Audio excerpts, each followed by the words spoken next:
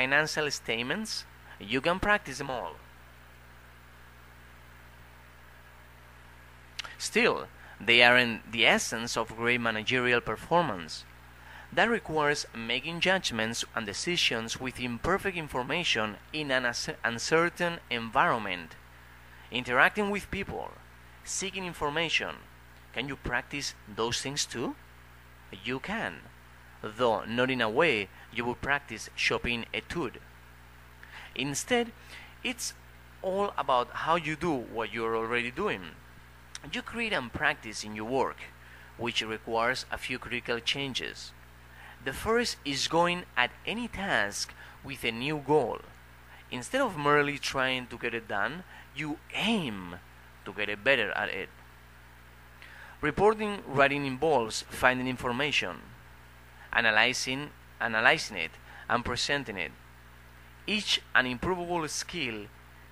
Chairing a board meeting requires understanding the company's strategy in the deepest ways, forming a coherent view of coming market changes, and setting a tone for the discussion.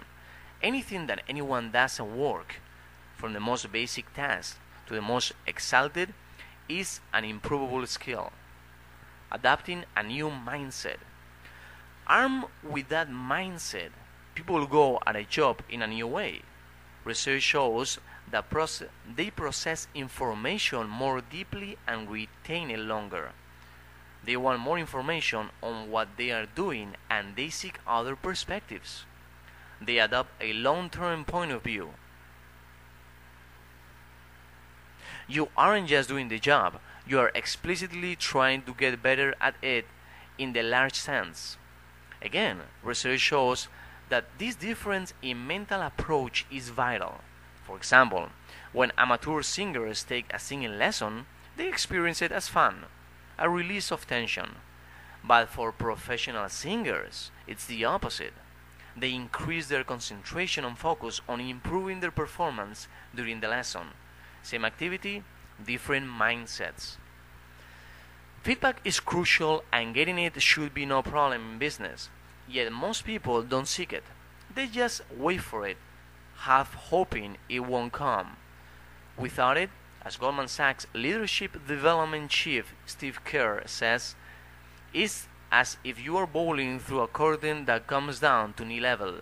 If you don't know how successful you are, two things happen. One, you don't get any better, and two, you stop caring. In some companies like General Electric, frequent feedback is part of the culture. If you aren't lucky enough to get that, seek it out. Be the ball. Through the whole process, one of your goals is to build what researchers call mental models of your business. Pictures of how the elements fit together and influence one another. The more you work on it, the larger your mental models will become, and the better your performance will grow. Andy Grove could seek a model of the whole world changing technology industry in his head and adapt Intel as needed. Bill Gates, Microsoft founder, had the same knack.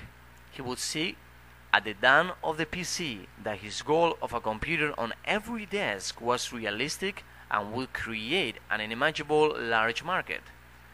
John D. Rockefeller, too, saw ahead when the world-changing new industry was oil. Napoleon was perhaps the greatest ever.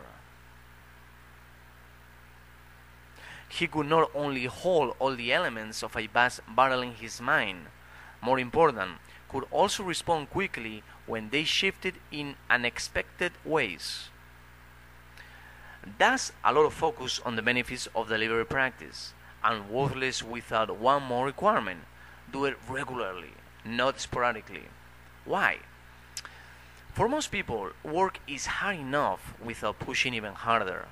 Those extra steps are so difficult and painful they almost never get done. That's the way it must be. If great performance were easy, it wouldn't be rare, which leads to possibly the deepest question about greatness.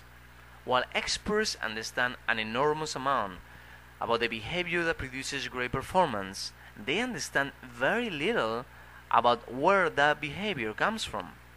The authors of one study conclude, we still do not know which factors encourage individuals to engage in deliberate practice. Or as University of Michigan Business School professor Noel Taichi puts it after 30 years of working with managers, some people are much more motivated than others, and that's the existential question I cannot answer. Why? The critical reality is that we are not hostage to some natural granted level of talent. We can make ourselves what we will. Strangely, that idea is not popular. People hate abandoning the notion that they will coast to fame and riches if they found their talent. But that view is tragically constraining, because when they hit life's inevitable bumps in the road, they conclude that they just aren't gifted and give up. Maybe we cannot expect most people to achieve greatness. It's just too demanding. But the striking, liberating news is that greatness isn't reserved for a preordained few. It's available to you and to everyone.